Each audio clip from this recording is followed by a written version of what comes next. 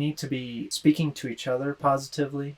We need to be speaking about each other positively when we're not around each other, and when we are with each other with other people in public. And it's not about rubbing things in other people's faces. It's not about flattery. It's about winning together.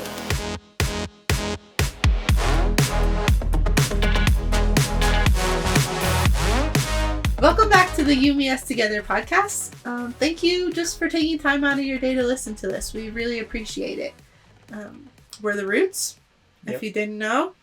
And today we're going to be talking about something that's positively amazing. Do you want to tell them what it is? Positivity. That's it. Nice. Yeah. Nice. Yeah.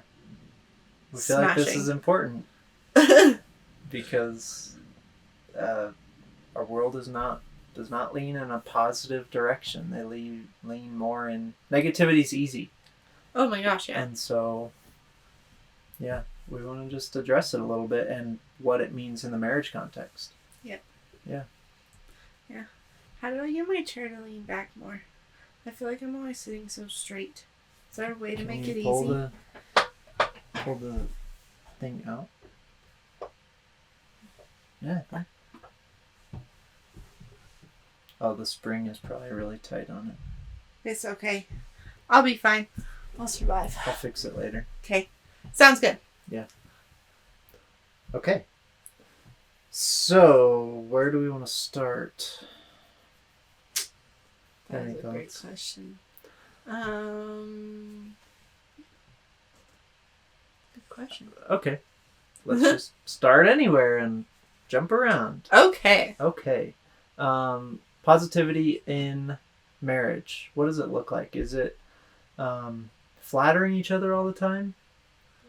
I don't think that's what it means. There's a line where it's like, I'm speaking positively to you, and I'm like they're not all truths. Yes. Because you're just so focused on saying what you think they want to hear that you're not actually saying the truth. Yeah. And that's not what we mean by speak positively. Still speak the truth. Yes, we need to be speaking with a positive mindset and a positive outlook on what we want to achieve without compromising our integrity and the truth in what we believe. Yeah. And so we can't just walk in and flatter our spouse all the time and expect, well, I'm being positive even though things aren't great. Yeah. That's not the point. The point is to understand there is light at the end of the tunnel regardless of where you are in the tunnel. Yeah. Right? And so we need to continue to move forward and not dwell on the past and be frustrated with things that may have happened in the past and actually bring up issues that we may have had before in order to vent or because it makes myself feel good, right? Mm-hmm. There's no progress in that. And marriage is about progress, right? Constant progress. Continuous progress, yep. Yes. So we need to be speaking to each other positively. We need to be speaking about each other positively when we're not around each other and when we are with each other with other people in public, right? And it's not about rubbing things in other people's faces. It's not about flattery, like we said. It's not about winning. It's not about winning. Time. I mean, it is good to win sometimes. It's not about winning against your spouse. Yeah. It's about winning together, right? Yeah. The game isn't meant... there's no point in playing a game if you're not trying to win. This is a team sport, not a solo sport. Right. Yeah. You're still trying to win, but you're trying to win together. You're not trying to win against your partner. Yep. This game of life, we all want to win. Obviously, we all end up in the ground, but it's like you want to make the biggest impact you can while you're here. Yeah. Right? Mm-hmm. Yeah. And so for everyone that looks differently, and we need to be sensitive to that as we're interacting with people around us, but The reality is we all need to be walking through life in order to fulfill the mission, right? Yeah. In order to fulfill our purpose as individuals and to fulfill our purpose as a team. Yeah. That's a good point. Thanks. Yeah. I think a lot of positivity comes also from like your tone of voice can be part of it. Can be a big thing. I know I'm really sensitive to that. It doesn't matter what you say. If you sound frustrated, then it like, I feel like you're frustrated with me, even if you didn't say something. Like if it was still nice, you know? I feel like that's a big part of it. And just, you know, you can't speak positively if you're not willing to put yourself in that mindset and let go of some things. So maybe that's going to mean you guys need to sit down and work through some things. But I know it's hard for me to speak positively about somebody, just in general. If I'm holding something against them or resenting them or they've hurt me in the past, and so I can't let go of that. Yeah. So it's a lot easier to speak kind words about someone that you're in a good place with. And so there might need to be some things that need to be worked through and brought up. I wanted to touch on that a little bit with baggage that from past hurt, maybe from other people. We're not saying that you just need to let go of things and just let things be. Healing still has to take place, regardless of what that looks like. But seeking out that healing is a step that people choose not to do. It's like, I'm just going to hold a grudge because that's easier than working through this junk. Because there's that saying, time will heal, which I don't think is necessarily wrong, because a lot of healing does take time, but people forget but you need to put in the work part. Absolutely. They just wait for it to heal on its own, and most things don't work like that. No. It takes time and your effort and putting in the work in order to heal. Right. So I think that's a mistake a lot of people make. Emotional healing is not the same as physical healing, right? I cut myself, right? And I don't have to like go to therapy because I cut myself, right? Yeah. You just have to wait for your skin to heal. I have to wait for my skin to heal itself. But my emotions are not that way. Yeah. Right? And so we have to continue to work to understand, why am I feeling this way towards this person or towards that person or towards myself, right? Why am I so down on myself that I can't get past it and I can't function well? And we have to work through that and go through the process, or else we're stuck in a hole and we can't get out of it. Yeah. Yeah. And a lot of the healing process is inviting God in to help you heal instead of trying to do it yourself.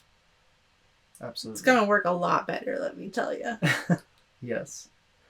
So we do believe that going to counseling or therapy, if it's not faith-based, is still good. Like, these people are professionals for a reason. Yeah, good can still come out of it. Yeah, they're still good, but our faith is the basis for our life, and so we need to continue to feed that and understand that our things will run more smoothly and according to God's plan if we are in tune with Him. Yeah. Yeah. So, all that to say, one of the first steps, I think, is choosing to be positive in your day-to-day. Because it's so easy to get pulled into the pit of negativity. Mm-hmm. And I know I just brought up the you might need to work through some things first. Yeah. But that doesn't mean I cannot be nice to you, be kind to you, be positive towards you until we work through these things. It's just going to be, I'm saying that's not true. Right. You have to, it's a choice that you need to make. It's just going to be a lot easier to make that a habit and a continual easier choice, if that makes sense, once you've worked through that stuff. But if you haven't worked through it yet, I'm not saying, oh, you have no reason to be positive towards your spouse. You Right. do. You still do. It's just going to be a bit harder, and it's still a choice you have to decide to make. It doesn't just happen. Absolutely. So, Yeah. Things don't just happen. no. That's not how progress works. Yeah. So, to move on to progress and the progress of our life, if we don't have dreams. Dreams are the essence of our positivity, right? Dreams are like this high up thing that we're going to shoot for, right? And so if we don't have that in mind and we're not pushing towards that, life feels bleak. It feels empty almost, right? What if, though, you're just not the kind of person that's like a big dreamer? Because from observing a lot of different people, I've seen there are people that are big dreamers and they live in this dream world, like up in the sky. Then there's people that just don't even think about that. Like, you and I are big dreamers, and we're very futuristic thinkers. We're thinking about the future all the time. That's not how a lot of people's brains work. Right. Or some people's brains aren't I think they've been dealing with that. And so I don't know. What would you say to someone who's just, it's just not who they are to be a dreamer? Well, first of all, I think that people often, when they say I'm not a dreamer or I don't have dreams or aspirations, I would say they've either conditioned themselves or been conditioned to not dream about things. It may be because they've been hurt by something, and so it's like, I'm scared of that, right? Dreams are scary. They are. Like the things we dream about, it's like, man, I don't know how God's going to make that happen, but I believe this is what we need to do. Yeah. Right? And so, to answer your question, it's hard because it's not my perspective. I know. I would say putting yourself in situations to maybe be able to dream. I think actually meditating works really well for a lot of people. Meditation with prayer is doubly as good. Where you can have quiet space, there's nothing going on around you, there's no obligation. This is scheduled time for just you and your thoughts. And right? God. And God. And I think that is a super great place for people to relearn how to dream. Because I think it's built into us. I think God intended for us to have a desire for progress. Yeah. Right? I think what's happened in our world a lot is Satan has gotten a hold of that and twisted it and made people think, oh, well, this is good for the good of people, right? When the reality is they have selfish intent and that's just how we are. Yeah. Right? But yeah, I would say making time for spaces just to be with your thoughts, be interacting with God in a very intimate way in order to have a clearer understanding of what your dreams may be. Yeah. Does that seem like a reasonable... I think that's a good answer. Okay. It wasn't something I thought about until I took a personality test a few years ago. I don't remember which one it was, but it was like there were a bunch of different, it was like 50 or something. Yeah. Different questions. Personalities or something that you could be, and it gave you like your top 5 or something. And one of mine was futuristic. Yeah. And I just thought, I didn't know what that was at first, but she explained it like, your head is kind of in the future. You think in the future. You're always like one step ahead kind of thing. Uh-huh. And I just thought, if it was something that everybody is that way, then it wouldn't have to be on here. That's if that true. makes sense. Yeah. And so I didn't realize that there's other people that maybe just don't live in that, and they don't dream as big or all the time or always.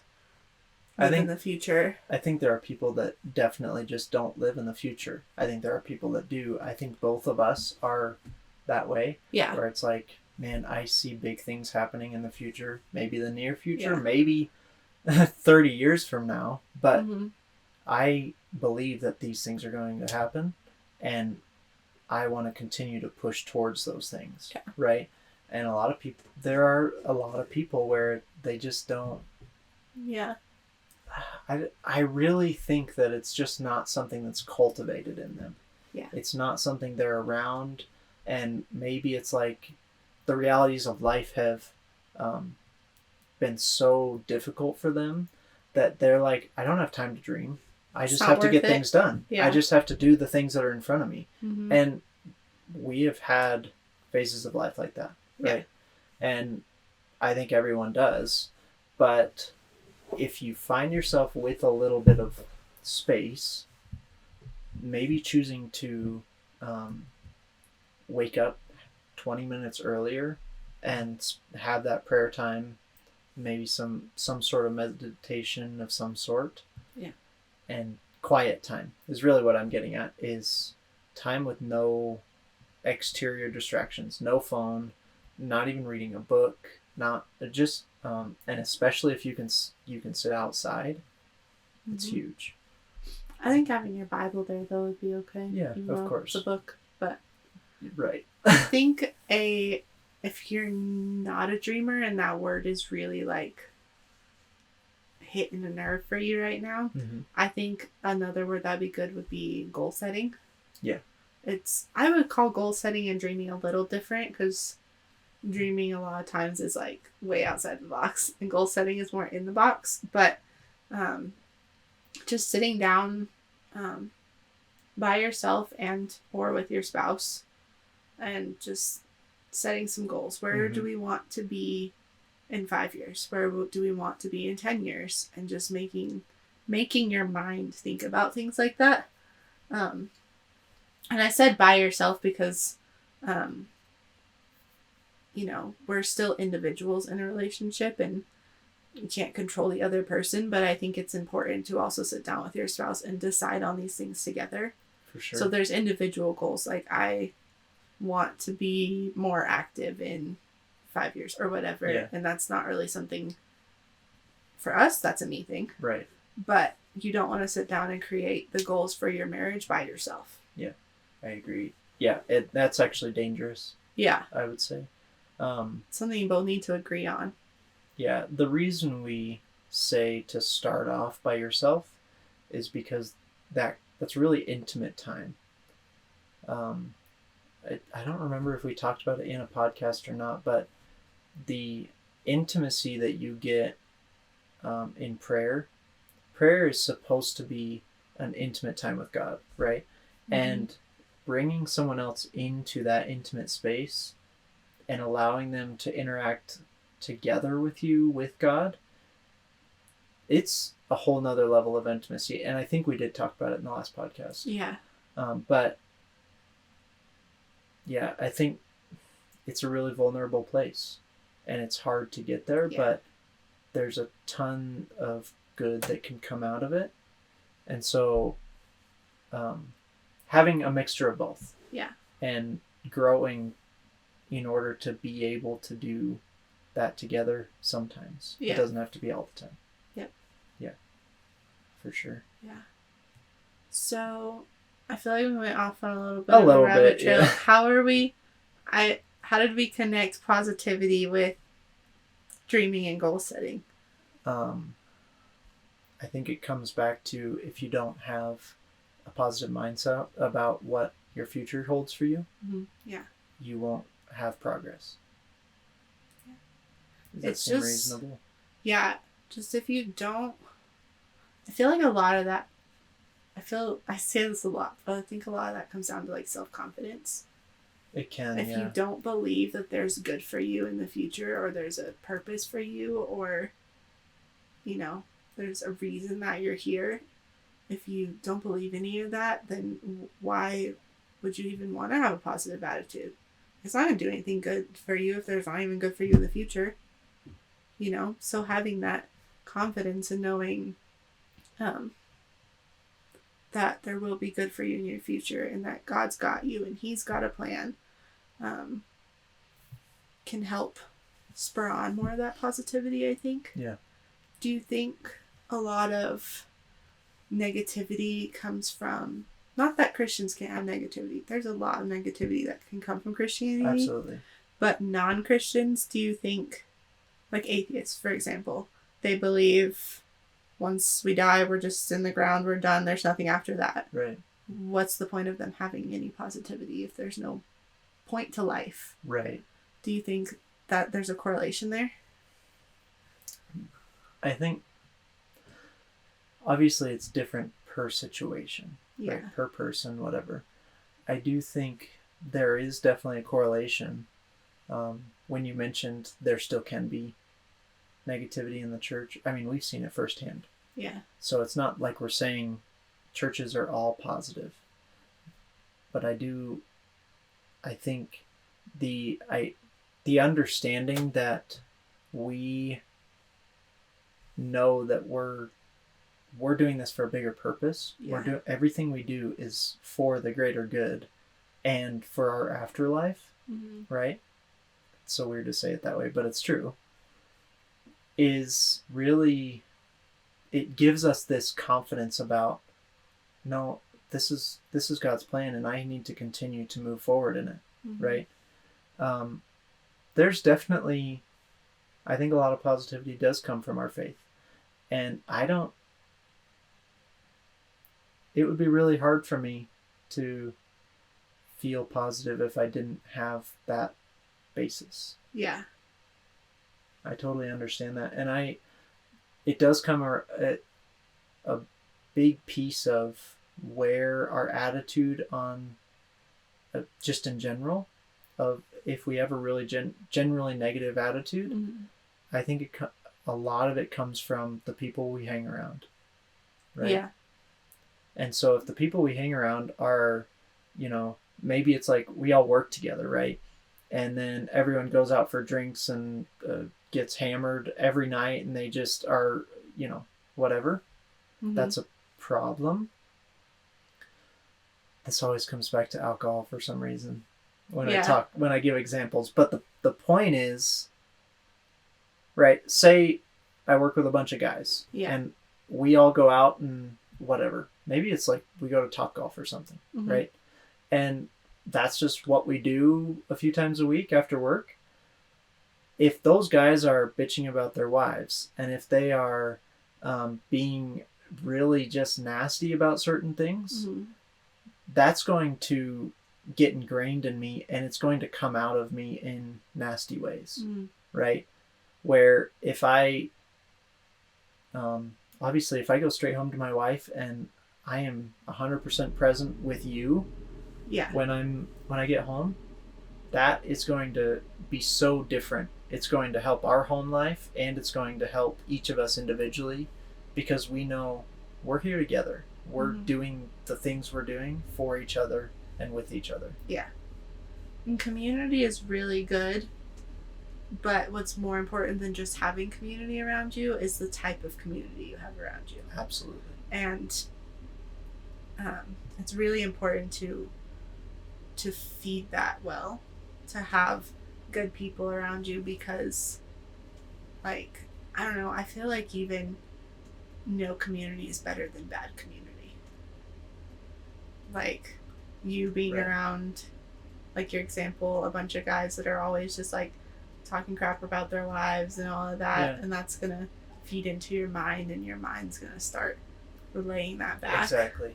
I had this thing posted on my bathroom mirror for forever, and it said, "Bad company corrupts good character."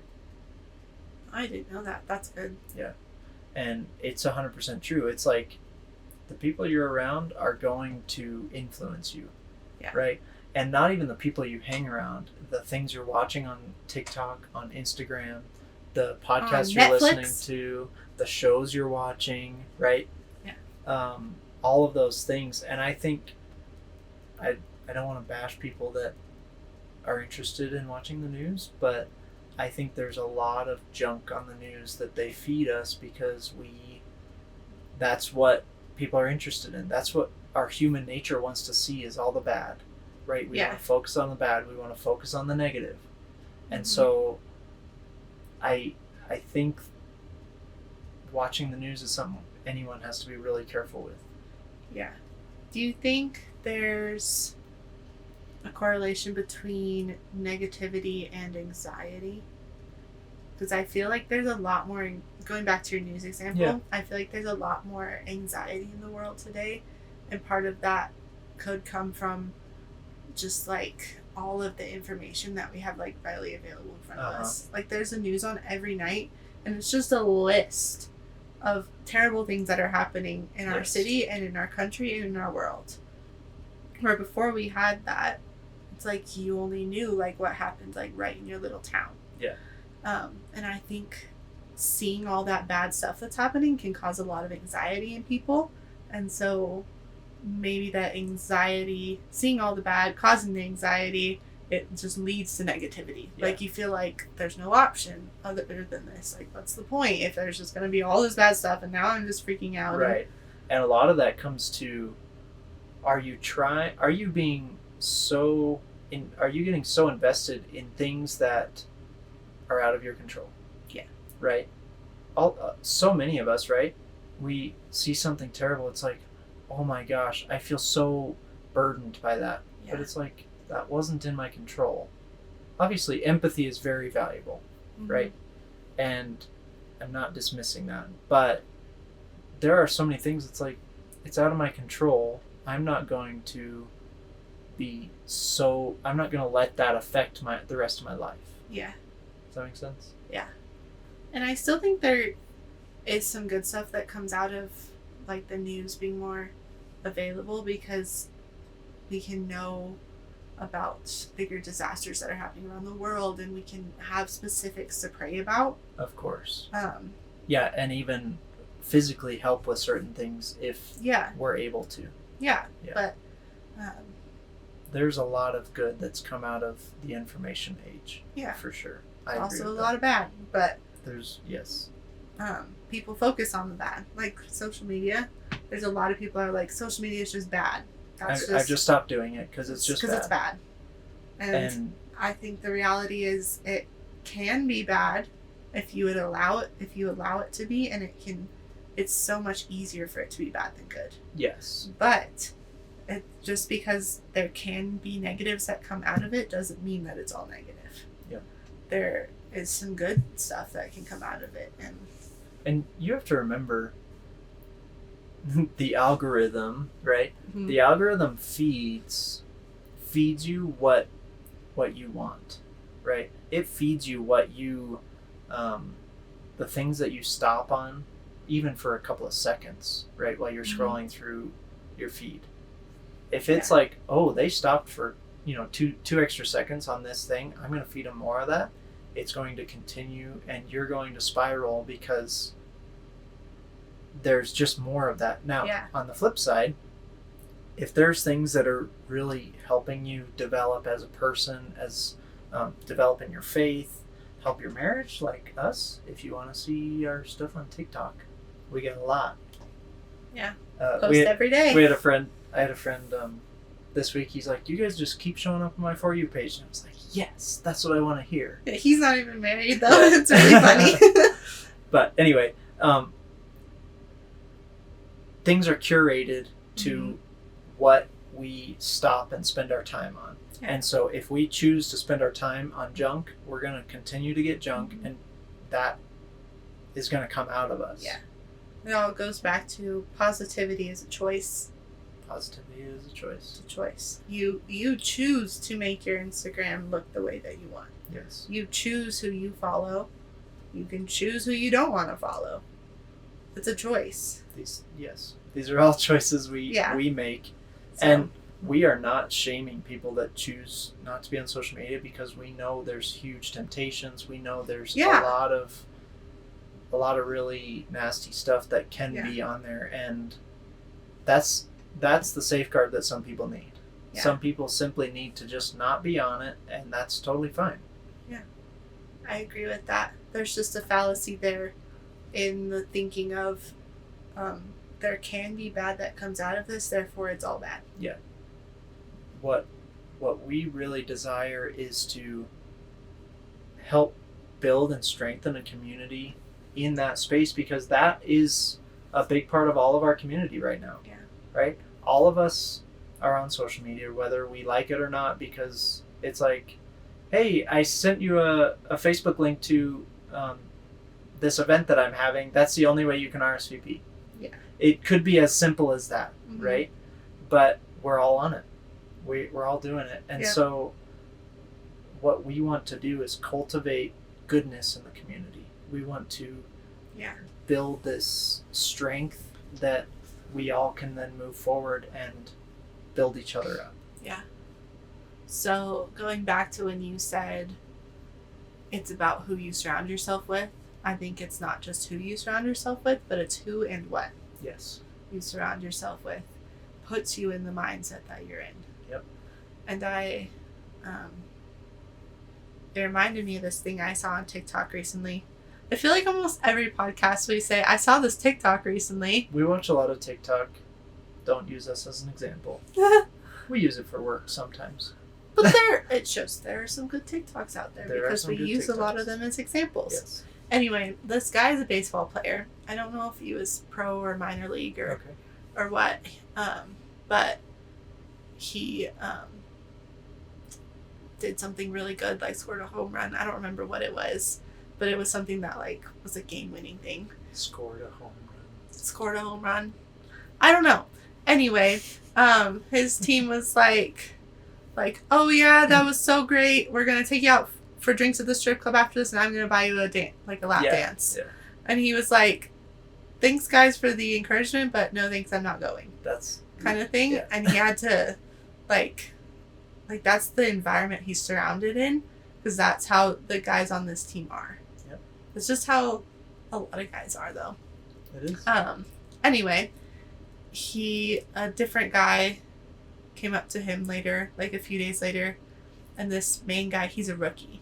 And so the guy that came up to him had been on the team for years. And he was like, I always go out with them afterwards to the strip club, and I always end up feeling way worse afterwards than I did before. And it took you standing up for yourself in this situation for me to even realize that. Yeah. And so he was so stuck in this environment and the people that he's around, because these are his co-workers, basically. Like, he has to be around these guys. They're his team. But he got so sucked in because that was his environment, what's around him, that he needed this one guy with a positive outlook and his faith. He's a Christian. That's kind of why he shared it like that, to come in and be the light and stand up for what he believes in order for him to see that he was stuck in this cycle. Yeah. I think that's Does great. that make sense? That brings up a really good point, actually. It only takes one. Yeah. And we each have the opportunity to be that one. We each have a choice. Yeah. And so if you want to progress in your life, choose to be that one, Mm-hmm. right? Yeah. Choose to be the one that says no to this and yes to that, Mm-hmm. right?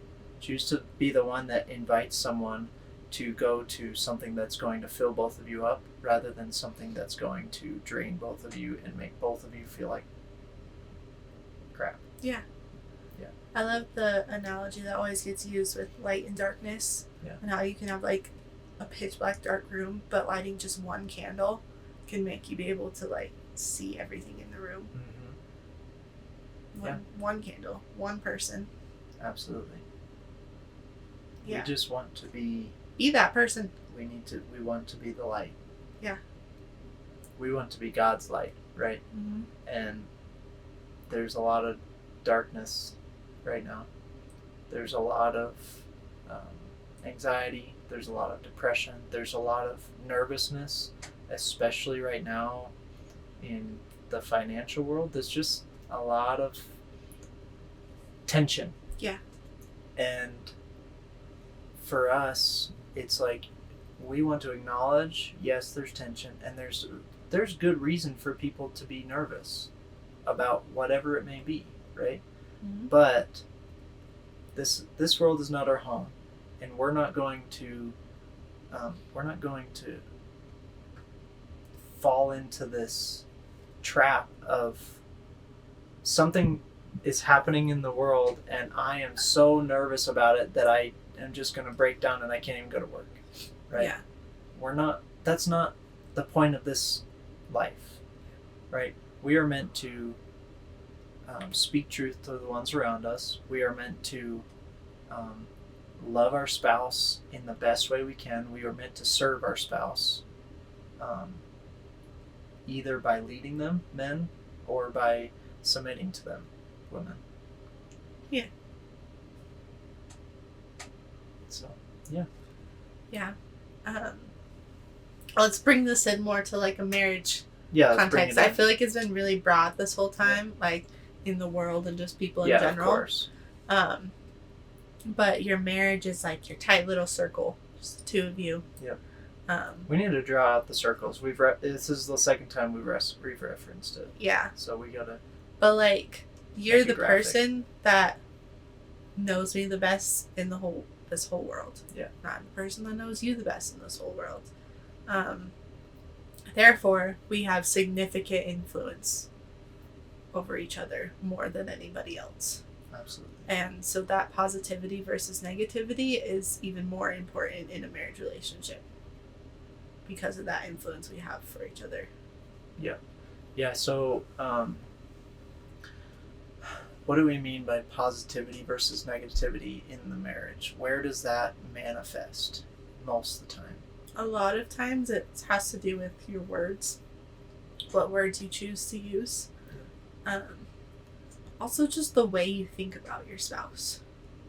Like if you don't respect them, if you think they are not doing their job, as a spouse, yeah, it's gonna cause some issues. Yeah, and to touch on that, if you don't think your spouse is doing a good job, they may not be doing the job that God called them to do, but you may just be comparing them to things you see online, other couples you see. It's like, this guy did a TikTok and he brought his wife a flower every day that he picked on his way home from work. And it's like, that's super cute. And I love that he can do that for his wife to make her feel loved. Yeah. That is not the only way. And you need to understand that if your spouse isn't acting the way that you see other couples acting, you need to give them grace because they are not that person. Yeah. And your life is not that person's life. And you need to understand that you guys are doing this together and you need to learn how each other works. I have a note about that on my note wall right here.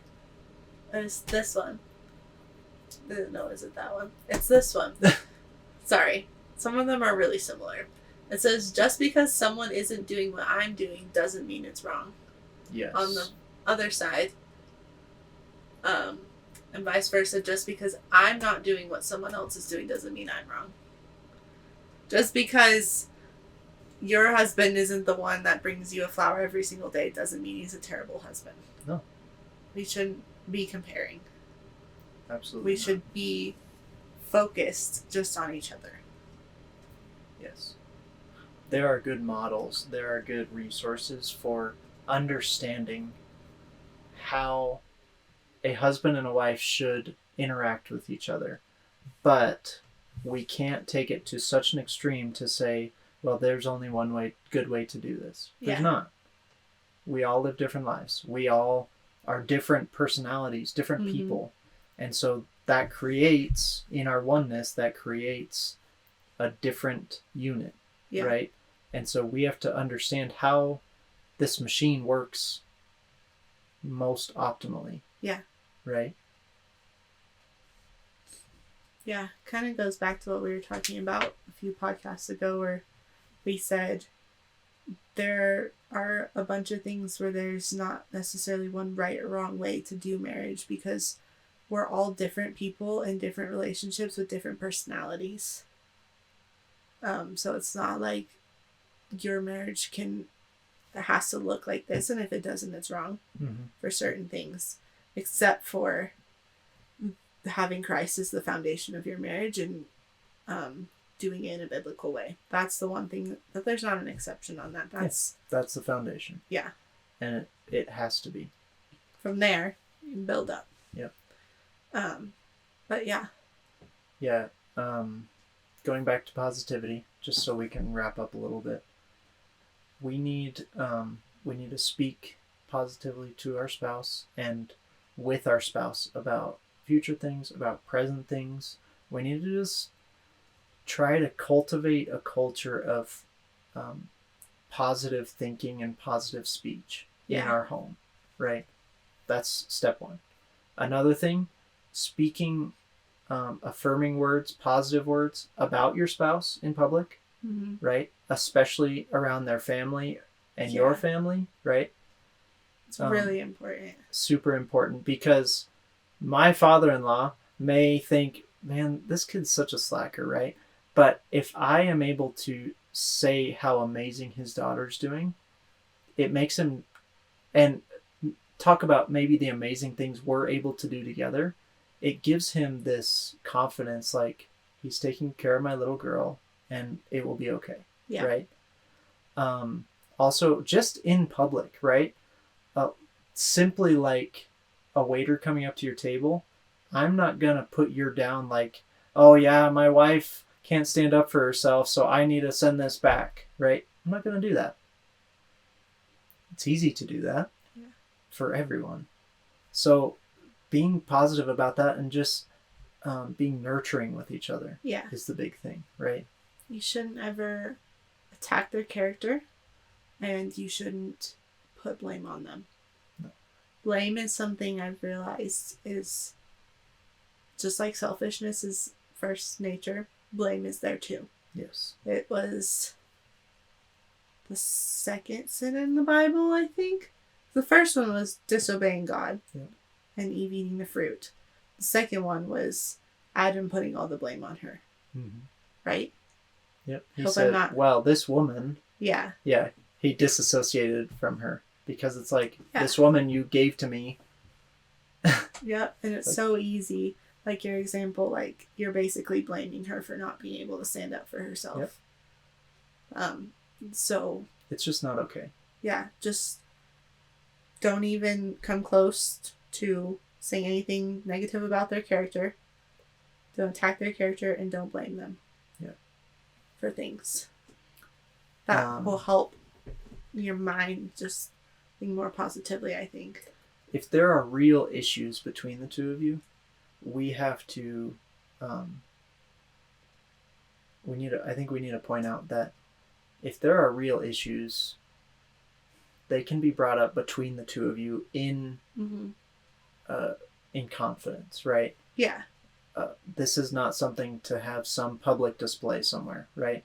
But if there's a real issue going on with you and I feel that it needs addressed, I should feel free to bring it up to you as your partner. But it needs to be in a safe place where we both understand that we're all good, but I need you to know that this is happening and I don't think it's okay. It should be just the two of us. You shouldn't bring big issues up in front of other people. Right. It's embarrassing and it puts them down. And this is actually, oh my gosh, this idea is exploding. I didn't realize it was so broad. Now we might have to do like part 2 or something. Maybe. I feel like we didn't really touch on it that much. We did pretty well. Okay. But, sorry, a little tangent, but I want to touch on sarcasm. Okay. Go for it. Sarcasm can turn even though you never have the intention of hurting the other person with sarcasm, for the most part, especially your partner. Early in marriage, it's so easy to go through the sarcasm phase. I noticed a couple that we have interacted with recently, and it's like, oh, they're hitting that line, and I wonder if they even realize it yet. And there may be hurt coming up if they don't understand what's going on. Sarcasm is you say it because it's meant to be funny, but the point that makes it sarcasm rather than just a joke is because there's a hint of truth in there. Yes. Yep.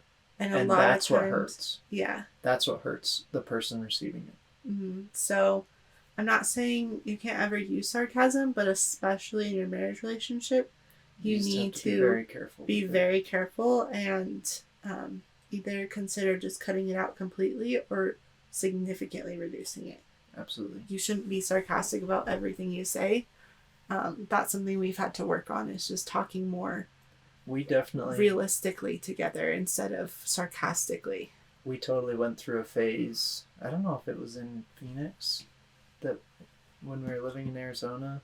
That was in our first 6 months marriage, so but maybe. It was a phase where, I don't know, we were pushing buttons a lot, both of us, back and forth, and it got to the point where it was just like, this is not good. Yeah. This is getting to be nasty, and we can't have that. And talking sarcastically about your spouse to your friends. Yeah. Can be, Yeah, that's not okay. Yeah. So, be damaging and hurtful. Mm-hmm. And that's also something you just need to just be on the same page about, communicate with.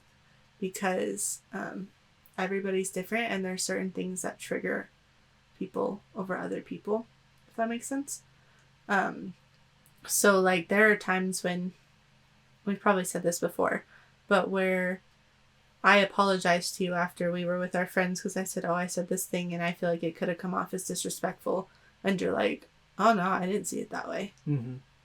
But other guys may have thought that that was disrespectful. Yeah. And there are times also where I've crossed the line and you've had to say to me afterwards, hey, you said this thing and it really hurt me. Yeah. And so learning like what's okay to say around my friends about my spouse and what's not okay. Like, where's the line? Yeah. Yeah. And there's not, I can't tell you this is the right answer. It's something you need to just communicate between the two of you. We're still learning the line. Yeah. And understanding that balance of, it's okay to share some things. Some things just aren't meant to be shared in all contexts. Yeah. Yeah. There are a few things, like we already talked about, like attacking their character and blaming them, that just, those are over the line. Off limits. Off limits when you're with other people. Absolutely. You shouldn't really do that much when it's just the two of you, but there are hard conversations that need to happen between the two of you sometimes, and you can't avoid them just because you don't want it to come off as you're blaming the other person. Mm-hmm. Yeah. So. I want to wrap up. Okay. We're in this for the long haul. We're in this till death, right? And so I'm going to see you in your old and gray and probably have shrunk. Because that's how old people are. Thanks. And with that in mind, we need to understand that we can't go through this many years with the same person and just think that everything's going to be fine without putting in the work and without having the positive outlook on your life together, right? Mm-hmm.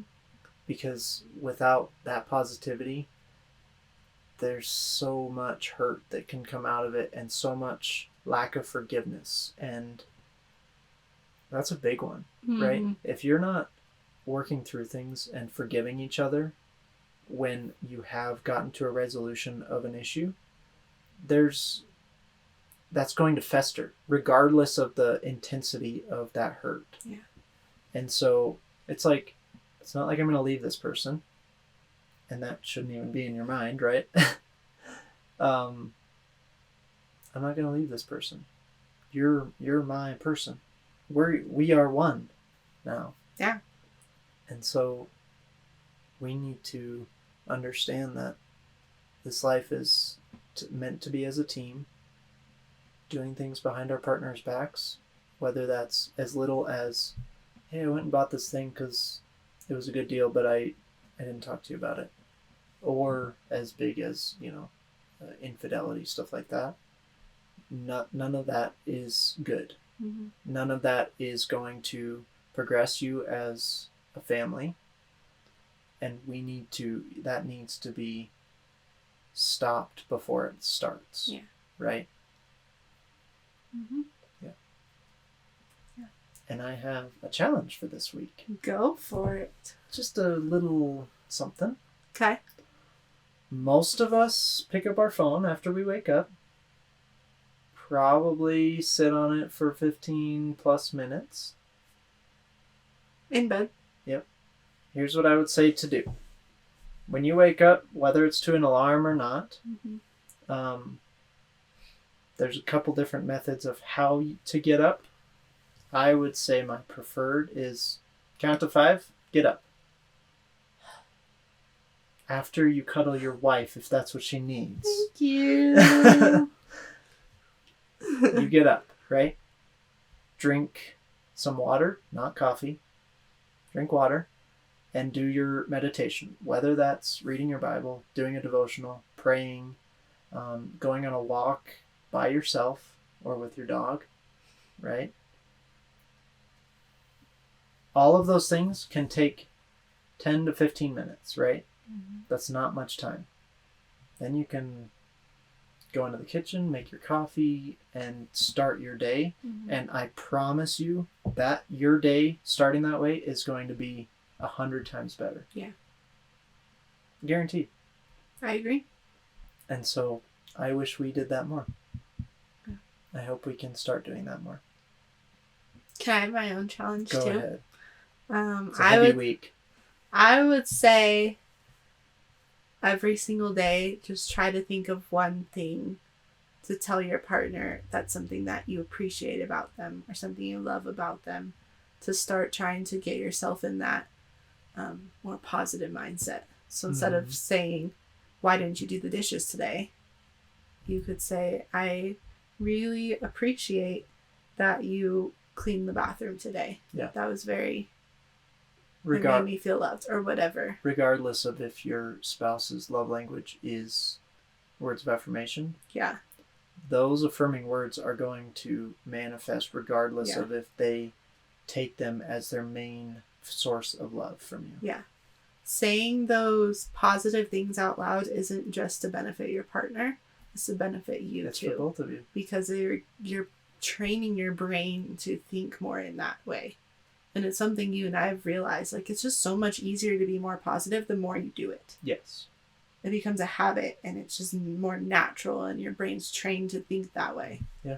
I don't even try sometimes. It just happens. Like last night when you filled my car and you looked at the fuel economy and it was like...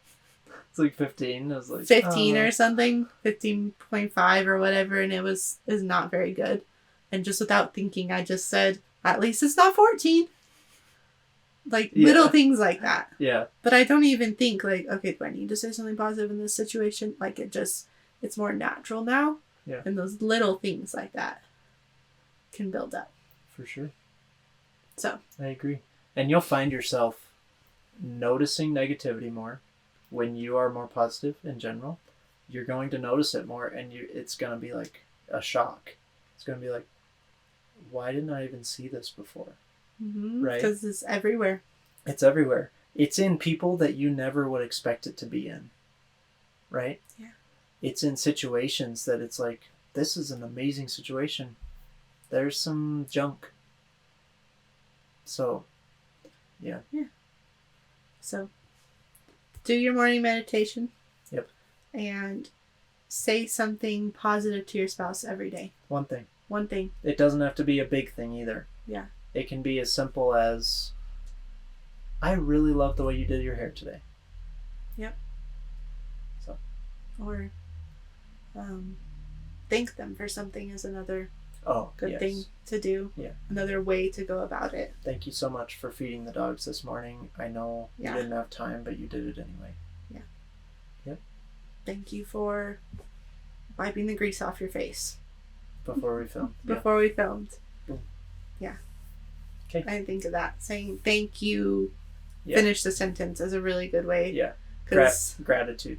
Yeah. Yeah, absolutely. So. Okay. Go be positive. Yeah. Be good. Positively positive. Be positive together. Yep. Yeah. We're positive. You will be better.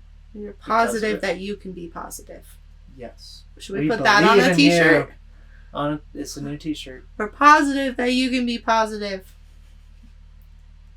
Okay. Okay. We'll see you guys next week. Bye. Bye.